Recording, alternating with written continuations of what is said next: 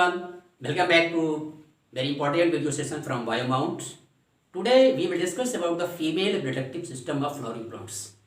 Previously we have discussed about the male reproductive system of flowering plants.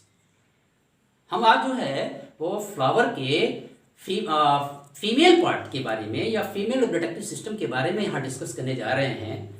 इसके पहले हम लोग जो फ्लावर के मेल रिप्रोडक्टिव सिस्टम के बारे में कंप्लीट जानकारी हासिल कर ली है, फिर भी मैं उसको यहाँ एक बार ब्रीफ अकाउंट में दिखाने की कोशिश करता हूँ, उसको एक बार रिमाइंड कराने की कोशिश करता हूँ ताकि एक बार फिर से वो चीज़ें आपके दिमाग में क्लियर हो जाएं और उसके बाद हम फीमेल रिप्रोडक्टिव सिस्टम के बारे में डिस्कस करेंगे। आप खुद एक दूसरे से कोरिलेट करते रहिएगा, कंपेयर करते रहिएगा। तो सबसे पहले हम लोगों ने क्या पढ़ा था? सबसे पहले हम लोगों ने स्टेमन के बारे में पढ़ा था कि स्टेमन फ्लावर का मेल रिप्रोडक्टिव ऑर्गन है और ये पुंगंग की यूनिट है। इसको हम लोग पुंकेसक कहते हैं। क्या कहते हैं? पुंकेसक कहते हैं। स्टेमन के बाद हम लोगों ने क्या पढ़ा था? माइक्रोस्पोरेंजियम। माइक्रोस्पोरेंजियम या माइक्रोस्पोरेंजिया, तो माइक्रोस्पोरेंजिया बहुत सारे हो जाएंगे। अब सिंगल के लिए हम लोगों ने माइक्रोस्पोरेंजियम अर्थात लघु बीजाणुधानी को हमने पढ़ा था और लघु बीजाणुधानी में माइक्रोस्पोरोजेनेसिस के बारे में पढ़ा था। माइक्रोस्पोरोजेनेसिस मीन्स माइक्रोस्पोर्स का फॉर्मेशन, जेनेसिस माने टू प्रोडक्शन। तो माइक्रोस्पोरोजेनेसिस अर्थात माइक्रोस्पोर्स कैसे बनते हैं उस फिनोमेना का हमने यहाँ पर डिस्कशन किया था और ultimately finally development of male gametophyte, development of male gametophyte, male gametophyte. तो क्या क्या थे हमारे? आपको याद होना चाहिए। स्टेमन के बारे में हमने डिस्कशन किया था, माइक्रोस्पोरेंजियम के बारे में डिस्कशन किया था, माइक्रोस्पोरोजेनेसिस के बारे में, डेवलपमेंट ऑफ मेल गैमेटोफाइट्स अर्थात पॉलन ग्रेन। क्या चीज? बोलिए। पॉलन ग्रेन के बारे में हमने डिस्कस किया था। मेल गैमेटोफाइट को रिप्रेजेंट करता है ऐसा एनसीईआरटी ने बताया था। फिर भी जो मैच्योर मेल गैमेटोफाइट है तो उसको हम लोग कहते हैं जर्मिनेटिंग पॉलन ग्रेन। जो अंकुरित परागकण है उसको नर जुग्मकोद्भिद कहा जाता है अर्थात मैच्योर मेल गैमेटोफाइट या परिपक्व नर जुग्मकोद्भिद किसको बोलते हैं? जर्मिनेटिंग पॉलन ग्रेन को बोलते हैं। हम लोग स्टेमन की बात करते हैं तो बात करें जब स्टेमन की तो हमने क्या पढ़ा था? हमने एक पढ़ा था कि इसमें एक बाइथिकस एंथर होता है और बाइथिकस एंथर में ये लॉन्ग सिलिंड्रिकल पार्ट होता है जिसको हम लोग फिलामेंट बोलते हैं या पुतंतु बोलते हैं। ये नहीं बोलते हैं, ये एंथर है जो बाइलोब्ड होता है और ये क्या होता है? ये फिलामेंट होती है।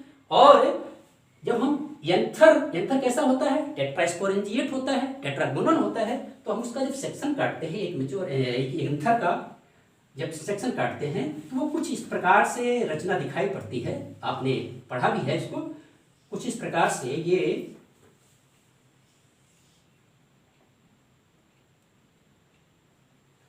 इस प्रकार की रचना दिखाई पड़ती है, टेट्रागोनल होती है। ये टेट्रागोनल में एक माइक्रोस्पोरेंजियम यहाँ होती है, एक माइक्रोस्पोरेंजियम यहाँ होती है, एक माइक्रोस्पोरेंजियम यहाँ होती है। तो इस प्रकार से ये इस एंथर के अंदर जो बाइलोब्ड एंथर होता है तो उसमें क्या होते हैं? एक माइक्रोस्पोरेंजियम, दो माइक्रोस्पोरेंजियम, तीन माइक्रोस्पोरेंजियम, चार माइक्रोस्पोरेंजियम। ये माइक्रोस्पोरेंजियम होती है। और माइक्रोस्पोरेंजियम की बात अगर हम करें तो माइक्रोस्पोरेंजियम में सबसे अंदर की ओर क्या होता है? हाफ स्पोरोजेनस टिश्यूज होती हैं यहाँ पर और इसके बाहर की ओर एक टैपिटम होती है। क्या होती है? टैपिटम होती है जो डेवलपिंग पॉलन ग्रेन्स को न्यूट्रिशन प्रोवाइड करती है। इसके बाद मिडिल लेयर्स होती हैं। क्या होती हैं? मिडिल लेयर्स होती हैं। मिडिल लेयर्स के बाद एंडोथीसियम होती है और एंडोथीसियम के बाद जो होती है उसको हम लोग एपिडर्मिस कहते हैं। तो ये पूरी की पूरी प्रोटेक्टिव कवरिंग होती है जो प्रोटेक्ट तो करती है, साथ ही साथ डेसेंस में भी हेल्प करती है। जब मैच्योर एंथर का डेसेंस होता है बाय डिहाइड्रेशन ऑफ वाटर तो ये पॉलन ग्रेन्स जो होते हैं इसके अंदर से क्या होते हैं? रिलीज होते हैं। तो जो पॉलन ग्रेन्स रिलीज होते हैं तो उसमें 60% में आपने क्या देखा था कि 60% में पॉलन जो होते हैं वो टू सेल स्टेज में रिलीज होते हैं। कितने? 2 सेल्ड स्टेज में रिलीज होते हैं और 40% में जो होते हैं वो 3 सेल्ड स्टेज में रिलीज होते हैं। 60% में क्या होते हैं, 2 सेल्ड स्टेज में रिलीज होते हैं, जबकि 40% में वो 3 सेल्ड स्टेज में रिलीज होते हैं। क्या है 2 सेल्ड स्टेज? तो आपने जब पॉलन ग्रेन जब रिलीज होते हैं तो पॉलन ग्रेन के स्ट्रक्चर आपने पढ़ा था कि एक पॉलन ग्रेन में बाहर ये एक्साइन होती है, एक्साइन के अंदर ये इंटाइन होती है। एक्साइन जो होती है वो मोटी होती है, थिक होती है, स्पोरोपोलिन की बनी होती है, लेकिन एंटाइन जो होती है वो थिन लेयर होती है, और एंटाइन ही जो होती है अल्टीमेटली पॉलन ट्यूब बनाती है। तो पॉलन ट्यूब इसमें आपने परागकण में जो है वो कहाँ कुछ जो है जहाँ स्पोरोपोलिन नहीं होती है, एक्साइन नहीं होती है, तो उस स्थान को जनन छिद्र कहते हैं या जर्मपोर कहते हैं। और इसी जर्मपोर से तो शुरुआती में क्या होता है, शुरुआत में इसमें जो ये इसकी बड़ी रिक्तिका होती है, और बड़ी रिक्तिका के बाद ये इसका न्यूक्लियस होता है। तो फर्स्ट क्या होता है, इसमें फर्स्ट माइटोसिस होती है। फर्स्ट माइटोसिस के बाद इसका जो है 2 न्यूक्लियाई बन जाते हैं, और 2 न्यूक्लियाई के बाद अर्थात एक बड़ी सेल बन जाती है, और एक छोटी सेल बन जाती है। बड़ी सेल का नाम जो होता है वो वेजिटेटिव सेल होता है, और छोटी सेल का नाम जो होता है वो जनरेटिव सेल होता है। बड़ी सेल का नाम वेजिटेटिव सेल होता है, वेजिटेटिव सेल, और छोटी सेल का नाम जनरेटिव सेल होता है। वेजिटेटिव सेल में जो न्यूक्लियस होता है उसको वेजिटेटिव न्यूक्लियस बोलते हैं, और जनरेटिव सेल में जो न्यूक्लियस होता है उसको जनरेटिव न्यूक्लियस बोलते हैं। ये कैसी स्टेज है, 2 सेल्ड है। कैसी स्टेज है, 2 सेल्ड है, और ये 60% प्लांट्स में, यानी कि 60% प्लांट्स में जो पॉलन ग्रेन्स होते हैं वो 2 सेल्ड स्टेज में एंथर से रिलीज होते हैं या सेट होते हैं। 40% प्लांट्स में जो होता है वो एंथर से क्या होता है, वो कब रिलीज होते हैं, वो 3 सेल स्टेज में रिलीज होते हैं। 3 सेल स्टेज का मतलब ये हुआ कि ये जो जनरेटिव सेल है, जनरेटिव सेल क्या हो जाएगी, डिवाइड कर जाएगी और 2 सेल बनाएगी। तो कितनी सेल हो गई, ये 1 सेल, और ये 2 सेल, और ये 3 सेल हो गई। तो इस प्रकार से ये वेजिटेटिव सेल और ये 2 जनरेटिव सेल, तो इस प्रकार से अब जो है पॉलन ग्रेन होता है वो 3 सेल स्टेज में आ गया, और वो 40% प्लांट्स में रिलीज होते हैं। इसमें क्या होगा, जनरेटिव सेल जो 2 भाग में बट गई थी, बाद में यही जब ब्रेक करती है, जर्मपोर ब्रेक करता है, एंटाइन बाहर निकलती है। तो एंटाइन जब बाहर निकलती है तो क्या बनाती है, एक पॉलन ट्यूब बनाती है, और पॉलन ट्यूब के अंदर ये 2 नॉन मोटाइल गैमेट्स, या ये कह लीजिए कि अभी एक सेल है, एक सेल ये है, एक सेल ये है, और इस सेल के अंदर एक न्यूक्लियस है, इस सेल के अंदर एक न्यूक्लियस है, और यहाँ ये ट्यूब न्यूक्लियस या ट्यूब सेल। तो कुल मिलाकर के यही क्या है, मेल गैमेटोफाइट है, यानी कि मैच्योर मेल गैमेटोफाइट। क्या बात हुई, मैच्योर मेल गैमेटोफाइट, ये मैच्योर मेल गैमेटोफाइट है। अर्थात मैच्योर मेल गैमेटोफाइट किसको कहते हैं, जर्मिनेटिंग पॉलन ग्रेन्स को मैच्योर मेल गैमेटोफाइट कहते हैं। स्टूडेंट्स, तो इस प्रकार से हमने ये पूरा का पूरा मेल रिप्रोडक्टिव सिस्टम के बारे में जान लिया। अब क्या होता है, अब हम जान रहे हैं फीमेल रिप्रोडक्टिव सिस्टम के बारे में। तो फीमेल रिप्रोडक्टिव सिस्टम के बारे में जिस प्रकार से यहाँ पर हमने क्या पढ़ा था, स्टेमन पढ़ा था। तो फीमेल रिप्रोडक्टिव सिस्टम क्या है आपका, पिस्टिल है। क्या है, पिस्टिल। यहाँ पर क्या है, पिस्टिल है, यहाँ पर क्या है, स्टेमन है। पिस्टिल को हम लोग कार्पल भी बोलते हैं। क्या बोलते हैं, कार्पल भी बोलते हैं। अब पिस्टिल के या कार्पल के अंदर क्या होती है, मेगास्पोरेंजिया। क्या होती है, megasporangia. Megasporangia means ovule. Megasporangia means ovule या बीजांड उसको कहते हैं। क्या कहते हैं उसको, बीजांड कहते हैं या ओव्यूल कहते हैं। और इसके अंदर क्या होगा, मेगा स्पोरोजेनेसिस। यहाँ भी वही बात हुई, तो यहाँ क्या बनेगा, मेगा स्पोर्स बनेगी। Formation of mega spores that is called mega sporogenesis या गुरु बीजाणु जनन। गुरु बीजाणु जनन, तो गुरु बीजाणु जनन में क्या होगा, गुरु बीजाणुओं का फॉर्मेशन होगा, गुरु बीजाणुओं का निर्माण होगा, और उसके बाद क्या होगा, फीमेल गैमेटोफाइट।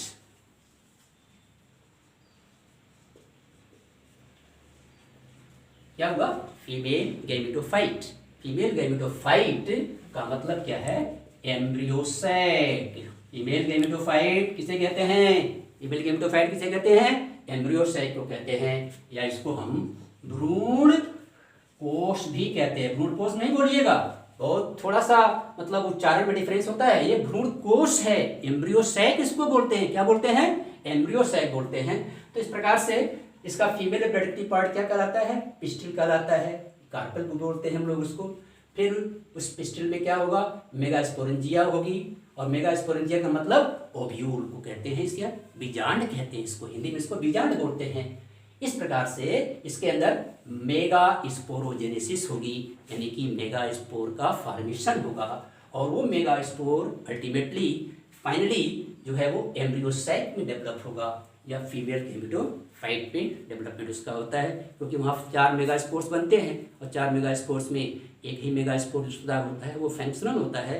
तो जनरली हम लोग यही पढ़ते हैं कि एक मेगा स्पोर उसका फंक्शनल होता है, और उसमें एक मेगा स्पोर से क्या बनता है, एम्ब्रियोसैक का डेवलपमेंट होता है। इसका हम एक अलग वीडियो पढ़ेंगे अभी, इसे हम सबके बारे में डिटेल से पढ़ेंगे। लेकिन पहले हम आज जो है किसके बारे में पढ़ने की कोशिश करते हैं, पिस्टिल के बारे में पढ़ने की कोशिश करते हैं, या फीमेल रिप्रोडक्टिव पार्ट के बारे में, या फीमेल रिप्रोडक्टिव आर्गन के बारे में पढ़ने की कोशिश करते हैं। तो यहाँ बात करते हैं स्त्री केसर या जायांग अर्थात पिस्टिल या कार्पेल की। तो वास्तव में स्त्री केसर या जायांग या पिस्टिल क्या काम करता है, तो पिस्टिल फीमेल रिप्रोडक्टिव आर्गन को रिप्रेजेंट करता है, या ये कह लीजिए कि मादा जनन अंग का वो प्रतिनिधित्व करता है। जब हम प्लांट्स की बात करते हैं तो कुछ प्लांट्स ऐसे होते हैं कि उनके फ्लावर में कार्पेल की जो संख्या होती है ओनली 1 होती है। कुछ प्लांट्स ऐसे होते हैं जिनके फ्लावर में एक ही कार्पेल होता है, तो उसको हम लोग कहते हैं मोनोकार्पेलरी या एकांडपी कहते हैं। लेकिन जब कुछ प्लांट्स ऐसे होते हैं जिनमें कार्पेल्स की संख्या 1 से अधिक हो जाती है, तो उसको हम लोग पॉलीकार्पेलरी भी बोलते हैं, मल्टी कार्पेलरी भी बोलते हैं, या बहुअंडपी बोलते हैं। अगर यही कार्पेल्स एक दूसरे में फ्यूज्ड हैं, क्योंकि जब मल्टी कार्पेलरी की बात हो रही है, तो मल्टी कार्पेलरी में यदि कार्पेल्स एक दूसरे से फ्यूज्ड हैं, एक दूसरे से जुड़े हुए हैं, तो इनको हम लोग जो है क्या बोलते हैं, सिनकार्पस बोलते हैं, या युक्तांडपी बोलते हैं। क्या बोलते हैं, सिनकार्पस बोलते हैं या युक्तांडपी बोलते हैं। और उसका जो एग्जाम्पल है पैपेवर सोमनिफेरम। पैपेवर सोमनिफेरम आपने देखा होगा। अगर स्त्री केसर या कार्पेल की संख्या, स्त्री केसर या कार्पेल की जो संख्या अधिक है, और उनके सभी के सभी कार्पेल जो हैं फ्री, सभी के सभी कार्पेल जो हैं एक दूसरे से अलग अलग हैं, तो उसको हम लोग क्या बोलते हैं, क्या बोलते हैं, एपोकार्पस बोलते हैं, या युक्तांडपी बोलते हैं। बात करते हैं हम लोग पैपेवर सोमनिफेरम की बात करते हैं। तो पैपेवर सोमनिफेरम में आपने देखा होगा कि ये इस तरह से उसमें बने होते हैं, कार्पेल बने होते हैं, इस तरह से ये कार्पेल बने होते हैं, इस तरह से ये कार्पेल बने होते हैं। तो ये सभी के सभी कार्पेल जो होते हैं वास्तव में एक दूसरे से जुड़े होते हैं। सभी के सभी कार्पेल जो होते हैं एक दूसरे से आगे फ्यूज्ड होते हैं।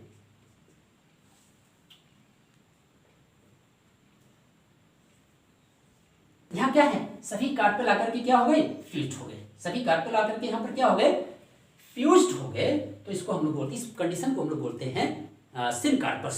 क्या बोलते हैं, सिनकार्पस बोलते हैं। और किसमें होता है, पैपेवर में होता है। किसमें होता है, पैपेवर में होता है। लेकिन बात करें हम लोग माइकेरिया की, तो माइकेरिया में सारे के सारे कार्पेल जो होते हैं वो फ्री होते हैं। माइकेरिया में सारे के सारे कार्पेल जो होते हैं वो क्या होते हैं, फ्री होते हैं। सभी कार्पेल जो होते हैं वो एक दूसरे से फ्री होते हैं। तो माइकेरिया में तो फ्री हैं, तो इनको हम लोग क्या बोलते हैं, एपोकार्पस बोलते हैं या युक्तांडपी बोलते हैं। लेकिन जब हम पैपेवर में बात करते हैं तो यहाँ पर जो कार्बन होते हैं वो सब के सब आपस में जुड़े होते हैं, तो उन्हें हम सिनकार्पस बोलते हैं या युक्तांडवी बोलते हैं। फीमेल रिप्रोडक्टिव पार्ट में या फीमेल रिप्रोडक्टिव सिस्टम में जब हम फीमेल रिप्रोडक्टिव ऑर्गन की बात करते हैं या पिस्टिल की बात करते हैं तो एक प्रारूपिक पिस्टिल का जब हम डायग्राम बनाते हैं तब उसको जब देखने की कोशिश करते हैं, पहले इसको मिटाते हैं फिर आपको बताते हैं, करते हैं एक प्रारूपिक पिस्टिल के बारे में। तो प्रारूपिक पिस्टिल क्या होती है? प्रारूपिक पिस्टिल के 3 पार्ट होते हैं, स्टिग्मा, स्टाइल एंड ओवरी। तो उसका डायग्राम बनाते हैं और बना करके तब फिर समझने की कोशिश करते हैं।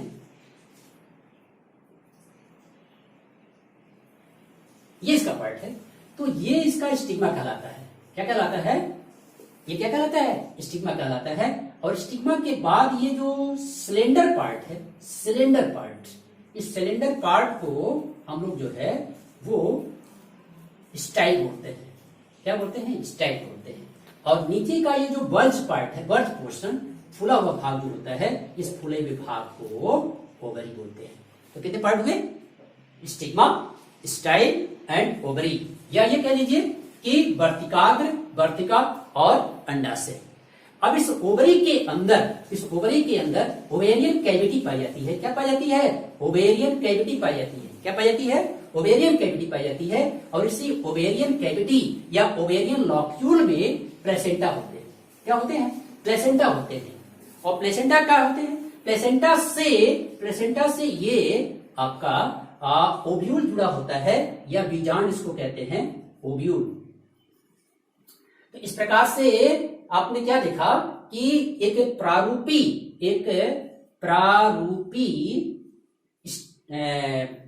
पिस्टिल में ये 3 पार्ट होते हैं, स्टिग्मा, स्टाइल एंड ओवरी। और इस ओवरी जो बल्ज पोर्शन होता है या फुला हुआ भाग होता है, इस फुले हुए भाग में एक ओवेरियन कैविटी पाई जाती है या ओवेरियन लॉक्यूल होता है। और उसी लॉक्यूल में क्या दिखाई पड़ता है? या प्लेसेंटा दिखाई पड़ता है, या उसको अपरा बोलते हैं हिंदी में। और इस प्रकार से इस अपरा के द्वारा, इस अपरा से क्या होता है? एक ओव्यूल निकला होता है या बीजांड निकलता है।